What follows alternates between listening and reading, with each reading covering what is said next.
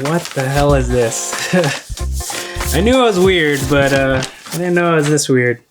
These days, it's really easy to see somebody when they've arrived. And that's because they become visible to you after many years of work. But often we ignore the massive amount of effort it took for that person to get there.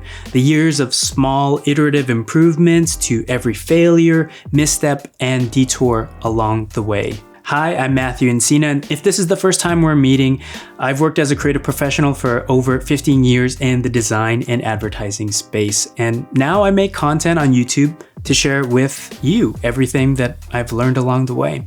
So today in this video, I want to share my personal creative journey thus far by going back at least 20 years of my creative portfolio work until now. So you can get an idea of how I've developed my skills over time, what work got me work, and how my career evolved over the time that I've been in the industry. So sit back, relax. We're gonna time travel back to 1998.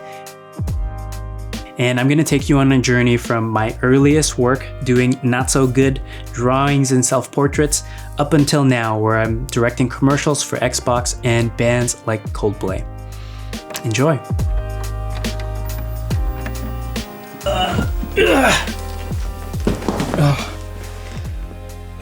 Okay. My parents have held on to most of my work since my childhood, and luckily I found this still intact, which is all of my high school portfolio work. Let's see, what do we got in here? Got all kinds of drawings. At the time in my high school, I went to public high school, which was Mayfair High School in Lakewood. At the time, they had just started this brand new program. It was called the Art Academy. It was the first time that the school had received grant money to be able to start this specialized art program. And you had to apply, you had to show a portfolio. And I had some chicken scratch drawings from 6th grade or 7th grade to send and apply there. And I got in, and I was part of the first class to be part of this pilot program. And it was pretty fantastic. So we had these worksheets in high school where we would have to learn about all the different color harmonies, and then we would have to fill it out with, I think, color pencil, something like that. Oh, here we go. This okay. Self-portrait number 1. But this is me. Does this look like me, Ricky? Not really. Not really, huh? You'll see throughout my lifetime, I had many haircuts. And before, back in the day, I used to split my hair right down the middle. Different medium. Another self-portrait. I was underlit here. This is ballpoint pen. Oh, this, okay. This is definitely one of the earlier ones. This has to be right at 9th grade. Look at that. Does that look like me? That does not. It's a stretch. I'll agree with Ricky on this one. This one does not look like me. You could tell, again, I'm very timid with the mediums. I was shading kind of light. Not so good. The proportions are kind of off. Look how long my nose is. I didn't quite get it. I think we found the mother lode here. Yeah, I think it's pretty apparent. Another self-portrait. So it looks like me, right? I have orange skin and purple hair. Again, I was very uncomfortable with wet mediums because it's so much harder to control and to render. And for this one, I think the assignment was probably to start in shades of gray and then paint over it with color. So we had to layer on top of it. So first we studied value and then we put in colors. And these ones I think were complementary colors. My guess is because we have these yellow and orange against the purple and the blues. Let's see, we did a lot of life drawing. So you can see, I think this is probably from 10th grade. I loved drawing people's folded clothing or pants. So these were little life drawings that we did. It's all right. I think this was 9th grade. This was coming off of the color theory assignment. So I think we had to paint something. I don't know what the heck I was thinking, but I think this was all about like a Wild West, I think was the theme. And then this is him hanging there, I believe, because he's paying for his crimes. This is at the same time that the new wave of iMacs had come out, and my school invested in them. All of the computers were loaded up with Adobe Creative Suite, Strata Studio Pro, which was a 3D program at the time, and Painter, which was good for like 2D animation. We got to explore. I got to sink my teeth into digital art for the very first time in my life. And at the time, I was very inspired by all the animated films from Disney. I was heavily inspired by movies like Terminator 2, all of the Star Wars films, the old ones and the new ones that were coming out at the time because they were so CG heavy. All the Pixar films. The Pixar films were phenomenal. Toy Story had just come out a few years prior. Once I saw those examples out there, once I saw a couple of behind the scenes of how it's made, I think that really inspired me. And at this time, from 9th to 10th grade or so, I really wanted to be an animator, 3D animator. This was the first 3D model I ever built. It made me feel that much closer to my dream of becoming an animator.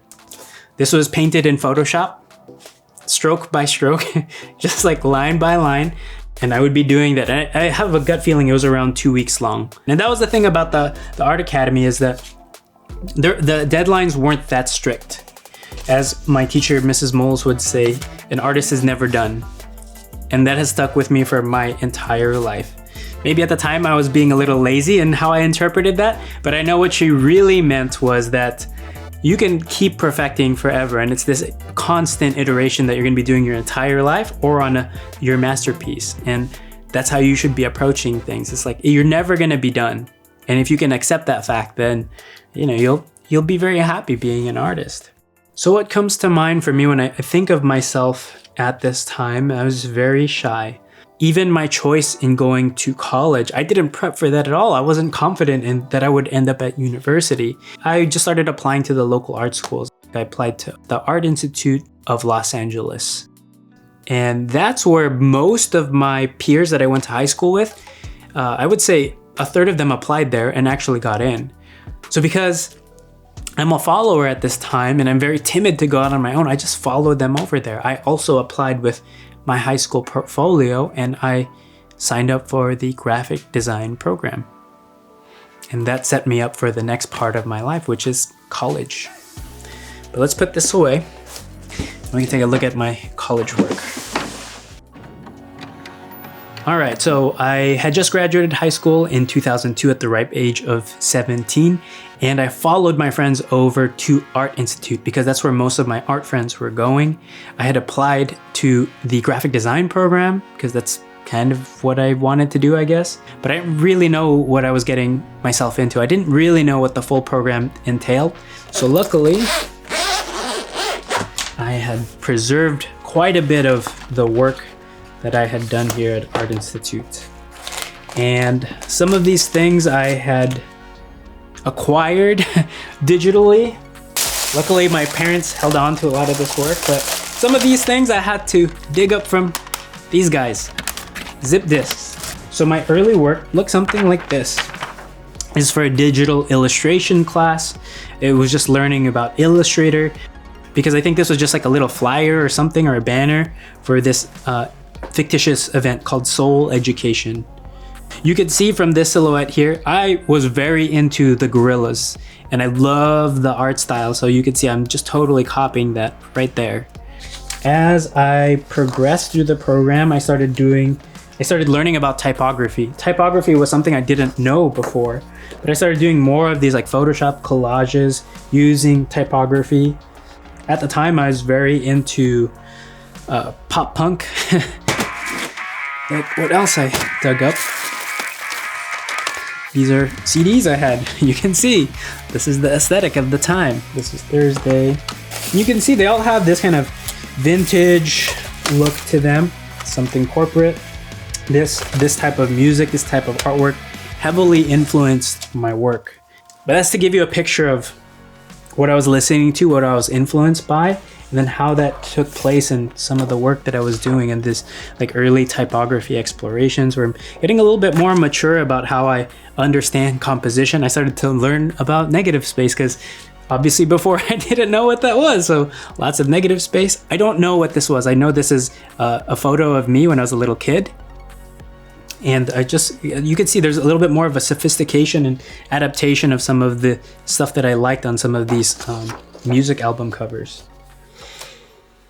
One thing about being around an art program is everybody there is very progressive in their thinking, have lots of alternative views, we're very into counterculture, which much of this I had discovered and heard of for the very first time in my life. The corruption of politicians, genetically modified foods, like all this stuff was introduced to me for the very first time, and my brain was spinning. So I got very angry at the world at this time. I was like, oh my gosh, everything is corrupt. But this was after 9/11, and then a whole bunch of stuff. We started getting very involved in the Middle East, and at the time I was like very passionately against that. So it started to show up in my work. And I saw this in other places, in the album art, in people like Banksy, magazines like Adbusters. Adbusters was a huge magazine that I was influenced by.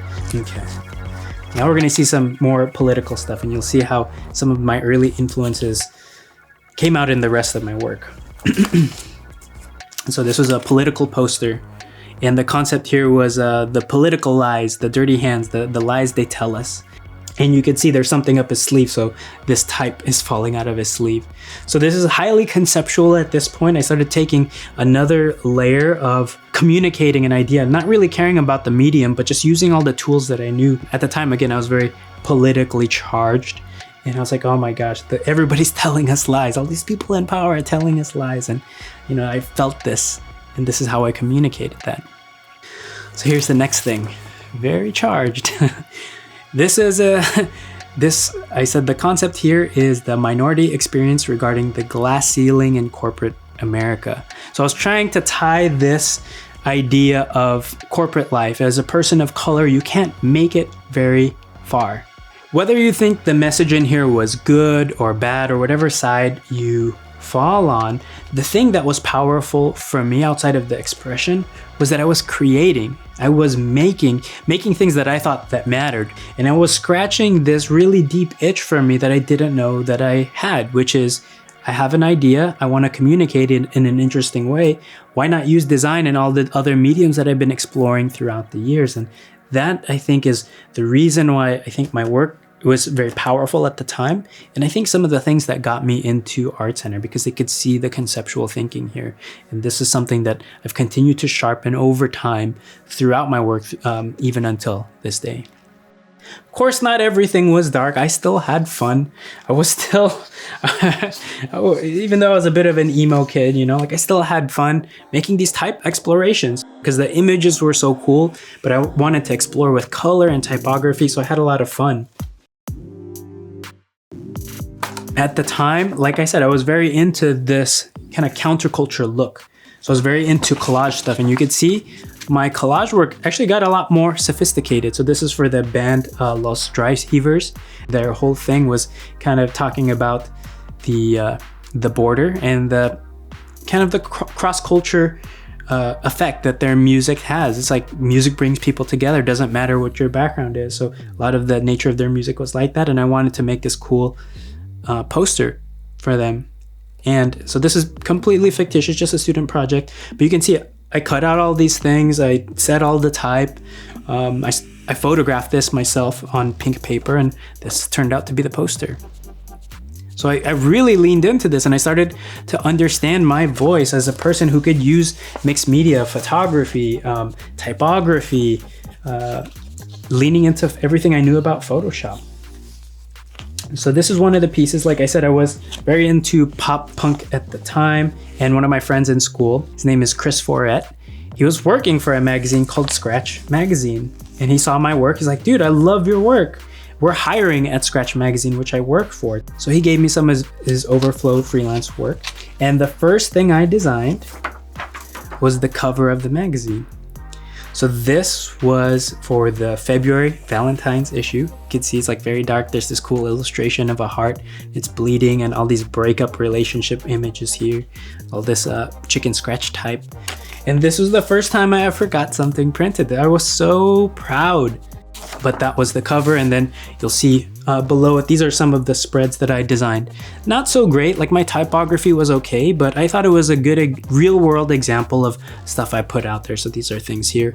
As part of my portfolio, I still did identity work, brand identity work. So this was for my friend's b-boy event called SoulCal. You can see I made the collateral for this. Here's some of the collateral that we made. So I made this little business card for him. So it would be a die cut, and then it would reveal all the information there, right? So there's his name, James. But I thought it would be cool to do a die cut of a city. So this is so fun to make, so fun to dream up. So I went to Art Institute not really knowing what I wanted to do. I fell into graphic design, and then I found my voice using the medium to communicate. And then I started to really enjoy it. I started to really like that. And I met a couple of instructors who pushed me. They saw my work and they said, you know what? I think you're kind of wasting your talents here at Art Institute. Art Institute was pretty good at teaching me technical skills, but I don't think that the students around me were pushing like I was. And I had a few instructors, Nick, Matt, and Jocelyn, who all went to ArtCenter, by the way. And they saw my work and they said, you know what? You should apply to ArtCenter. If you're really serious about being a graphic designer and pursuing a career in that, you should go to ArtCenter and we'll help you. I spent the rest of my time at Art Institute working on my portfolio to get into ArtCenter. And when I finally went home to go tell my mom, I said, Mom, I'm going to apply to ArtCenter. First thing she said is like, how much is that going to cost? And I was so stubborn at first. I was like, why does that matter? It's like, I need to do this thing, you know, I need to explore this career. Like I'm taking it seriously. I'm not getting what I need at Art Institute. And she's like, well, you know, you're asking for the moon and the stars here. You're already in debt and you don't realize it yet. You already spent money going to the school and you're not paying the loans yet, but you will when you get out. I just worry for you. So after some discussion over a dinner one night, she's like, I think I can let you go to ArtCenter, but the contingency is you have to get a scholarship to get in. And I said, okay. Thank you so much, Mom. I'll get that scholarship. So when I graduated from Art Institute and applied to ArtCenter, I got this letter of recommendation from two of my instructors, from Matt and Jocelyn, who ran this company called Def Eye Design. And they had such nice things to say. And I just want to read you the last part because I thought this was very much still who I am today. Matthew understands that design begins with a good idea. It's not just the icing on the cake. So that part was very powerful for me because I think that encapsulated what I learned in this period of college, in this period of my life, where in high school, I was just very much about learning how to render, learning how to make something pretty, learning the tools. In college, I was learning how to communicate an idea. What is the message and how can I best articulate that message? And that was design for me. That's what was in this letter. And I think that's what ultimately got me into ArtCenter. So I applied to ArtCenter after graduating from Art Institute. At the end of 2004, I got a letter. I opened it and it came in this fancy package. It was so ArtCenter. It was this like iridescent gray package and I could see inside. I was like, ooh, they're spending money on this packaging. This must be a good sign. I opened it. It said I got accepted. I was like, oh, yes. But I was holding out for the contingency. Did I get a scholarship? Reading through. Yes! Oh my gosh, all that hard work. Yes! They gave me a scholarship for about 45% of my tuition. So not only did I get the great news of getting accepted, getting scholarship, I also got to skip a term. So here I am, finally confident in my work, finally confident as me, as an individual, as a designer, and I walk into ArtCenter ready to conquer. I feel good about my typography skills, my grid skills, color, like everything. I feel like I got it ready and I have a voice. Of course, I walk into that classroom the first day and then there's 10 other students just like me. I go to orientation, there's dozens of others that's just like me, just as driven, just as talented. And I was like, oh, wow. I've really experienced this before. A bunch of people who are so driven and so motivated, and we're already doing killer work. Once I started at ArtCenter, it was so much work. I would be doing all-nighters all the time. I'd be spending a lot of time in the labs or driving back and forth from home to school, and that was a 40-mile drive. I couldn't afford to live on campus or anywhere close to campus, so I still was commuting from home. So a lot of my time and energy was just poured into school. In my typography 2 class, which I was doing work like this. So this was a poster that we had made. Like each of us get to choose a city, and we were making a poster to help communicate what it's like what you can do. It's kind of like the TripAdvisor at the time. other things that I did, this was part of my communication design class. We had to make this little booklet that would tell the story of any character in history. So of Harry Houdini, who is essentially a magician and an escape artist. So here on the front, of course, he's not there. He's not visible. He's cut out. He's physically gone from the space. So again, just playing with this conceptual idea of like, here's the story, here's what I'm trying to communicate about his life, and how can I do it in an interesting way with the composition, with the images, and the typography. Yeah, so that was one of the early communication design classes, just to help us practice telling a story and unfold in sequential design, which was very big. That was one thing that I just didn't really know much of yet, but started to understand here. So in a booklet, in TV, commercial, animation, any of this stuff, anything that happens over time, that is sequential design. And that's the early part of what we're exploring here. This next project was probably one of my favorite projects that I made at ArtCenter. Even though I made it, I think in the 4th term, I still displayed it on my portfolio when I graduated. And these were a set of posters that I created from the song 1980X, which is a song from the band Head Automatica. This whole thing was made with a set of transparencies and a bunch of Photoshop. So let me give you a little bit of context for the song. The song 1980X, the lyrics. So here's the big line that I anchored on. I live in hopes that I could live up to me.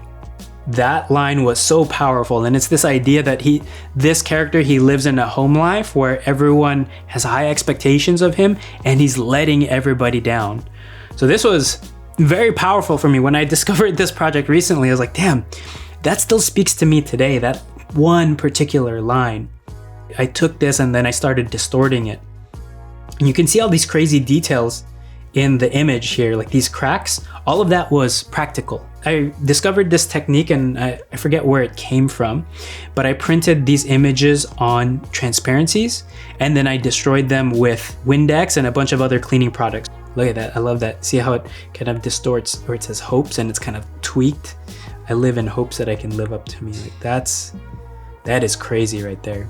Yeah, for me, I think the reason why this quote is so powerful to me, or this line is so powerful to me, is I grew up in an immigrant culture. My parents had come here, didn't have much, and worked and clawed their way up to where we got to live, to where we are today. And for me, they always celebrated all the little things that I did, all the little Student of the Month and all the awards that I got. So I always felt so good because I was supported at home.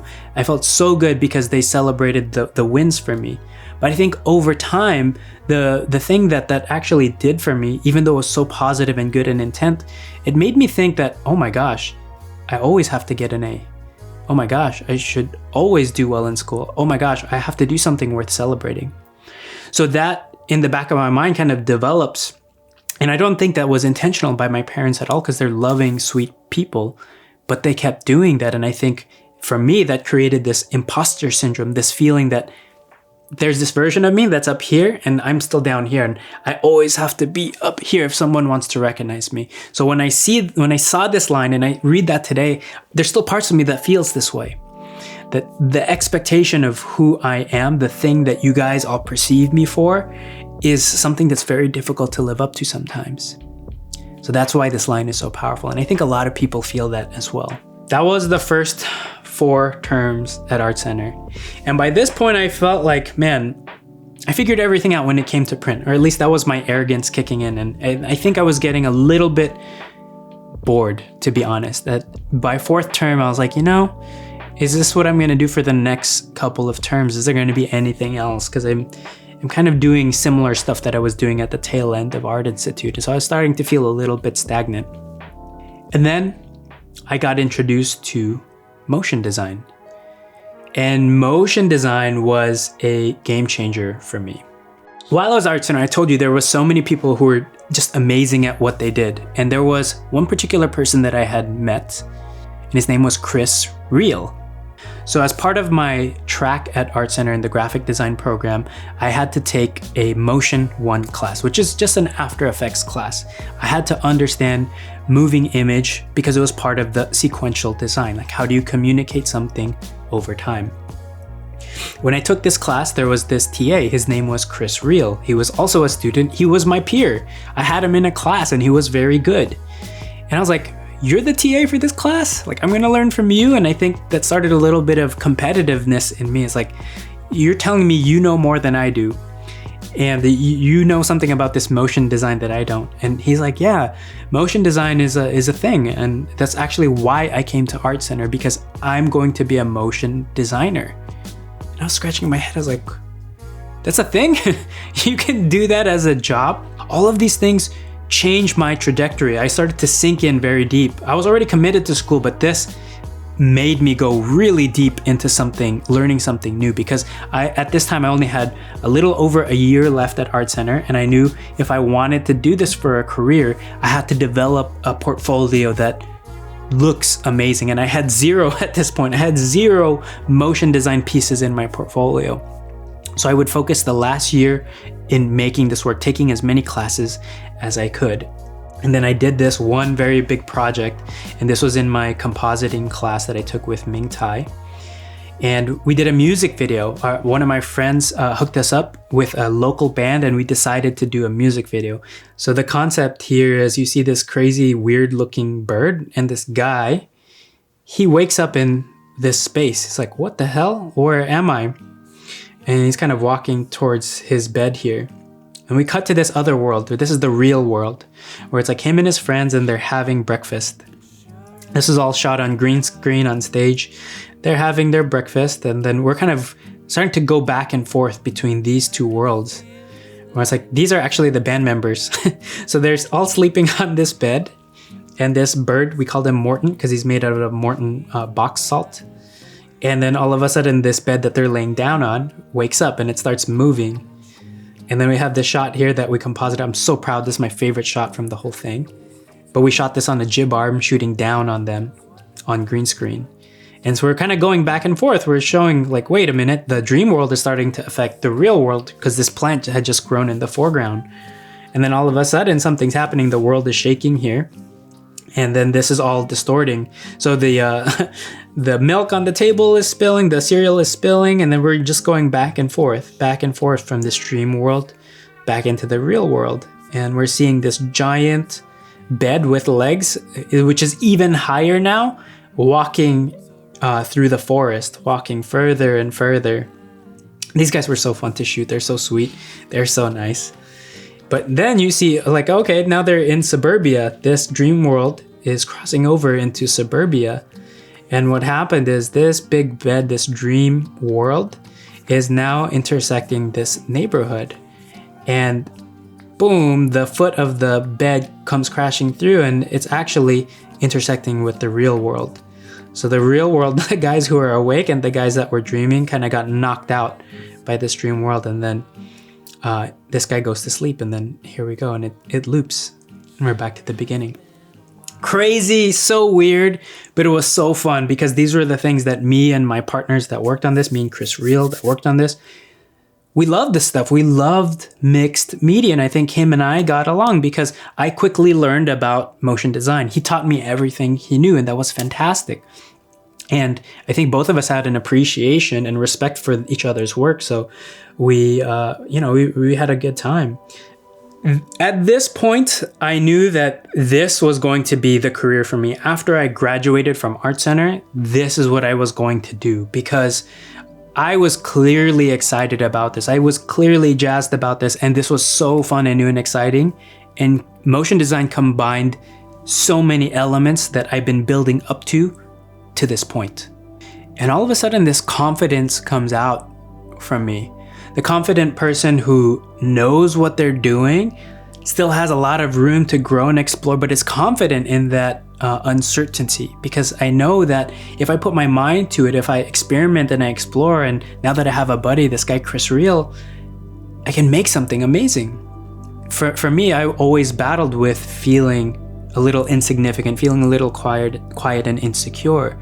Now I'm starting to come out on the other side of this where it's like, shoot, maybe I do have a voice in this world. Maybe I do belong somewhere, and maybe I have something bigger to contribute. And I'm okay with putting that out there. Then I met this other person, this person that I didn't realize would change my life forever. Somebody who still continues to influence me today. This guy is known as Chris Do. Was one of the infamous teachers that you've heard about during school. Everybody knows who Chris Do is, even in the context of school, because he taught at ArtCenter and he taught at Otis, and he had done it for over 15 years. When I took his class in 2006, that guy barely smiled. If you present something to him, he would just sit there in silence. And then the students, like after they present their work, they're like, but I didn't finish this thing yet. And, I still got to work on this frame. Then I go, being the immature students that we were, like we're still trying to impress this dude, trying to figure out what the heck is this guy thinking. We were so uncomfortable in the silence. But all he was doing at the time was processing his thoughts. And he'd already reached this level of, let me listen, and I'm not going to speak until I have figured out what I want to say. And that's just him. That's how he's processing. I think that's how he's processing it. He was very intelligent. He was very much the person to challenge your way of thinking. He would not let you put up mediocre work and leave it there. He would ask you so many questions or make really important insights and suggestions for how you can improve it. And he always pushed everybody in the class. And that's why he was so infamous. That's why everybody wanted to take his class, is because he won't let you phone it in. He won't let you slide. Here's this guy who supposedly is the guy to take, and he didn't disappoint. So this is just the overview of the advanced motion communication class. He gave us this assignment. It's called the butterfly effect. The world is all connected, and if something happens here, there's an effect somewhere else. So cause and effect. So it was as open as that. And he challenged us first. It's like, okay, first I want you to figure out what your concept is. Then I want you to sketch out storyboards and present your idea to the class. And then you're going to get into design style frames. So I came to class, and my idea, again, being the political person that I am, I decided to do one on the Iraq War. And these are the black and white storyboards that I had sketched for his class. So my concept was the Iraq War was ludicrous. And so I wanted to figure out what is an interesting way to show that idea. And I thought of combining it with pinball. Pinball, I've always loved pinball as a game. So that was my POV, that was my concept, but it took me probably like 45 minutes to draw one of these things. And there's maybe 20 frames here. So imagine, I spent all night from the day before his class all the way up until his class drawing these things. I didn't sleep, and that was the reoccurring thing going into Chris's class. I never slept for his class because I spent every hour that I could working on the project to show him. I wanted to impress him. I wanted him to say, yes, that's good, or to even beat me down, and that was okay, because I wanted to go through the process of learning from this guy who is making me sharper, who's challenging my ideas and sharpening my conceptual thinking, which I really enjoyed. So that was for Chris's class, and I actually ended up animating this piece. So this piece I fully animated in 3D, and it was part of my advanced 3D class. So I did a co-op where I did the storyboards in Chris's class, and then I would execute them in another class because I really wanted to see this through. So you saw my earlier 3D animation, not so great. This one got a little bit better, and this one I did over one term or half of a term for my advanced 3D motion graphics class. Pinball flies out, and then it flies into this machine where you see all of our characters. This is the Bush administration right here, and all the ways to win the game.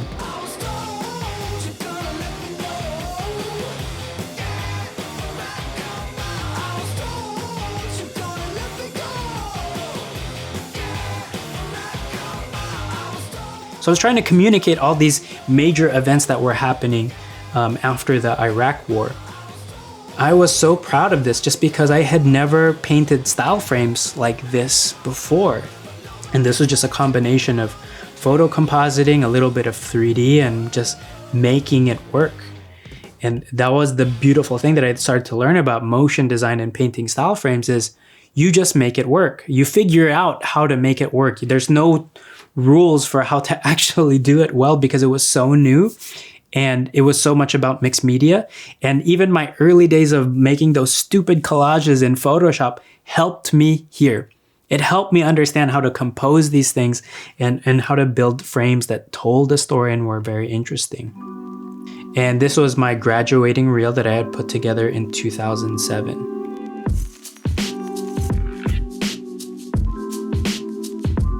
And I was so proud of this stuff because it's like, man, in a year, I accomplished so much. All of this was done within a year.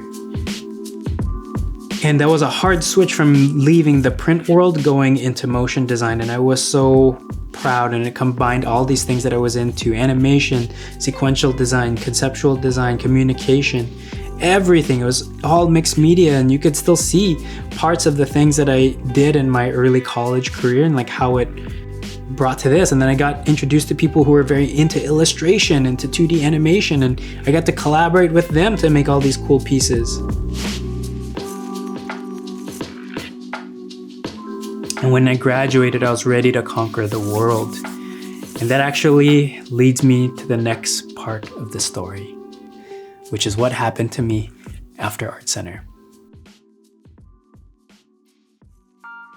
All right, guys, sorry, but there's a little bit of a cliffhanger here. I know I was gonna share with you what happens after ArtCenter, but as you can tell, this video is already running long. So we decided to cut it into 2 parts, and part 2 is linked down below. In that video, we're gonna cover my journey as a creative professional going out in the real world, now owning my own business, becoming a freelancer, and then working as a staff creative director at Blind. So I hope to share all of that with you in part 2. Don't forget to watch that. If you did learn something from it, let me know in the comments below or share it with a friend. By sharing this video, it really helps us out as a channel to know that you guys value and like this stuff and that we should do more like this. So anything that I mentioned in this video, I'll be putting it in the links in the description below. And if you guys have more questions about stuff, I'll be adding as many resources in there, so check there often. Don't forget to check me out at MatthewEncina.com and at Matthew Encina on all the socials. I'll see you guys in the future.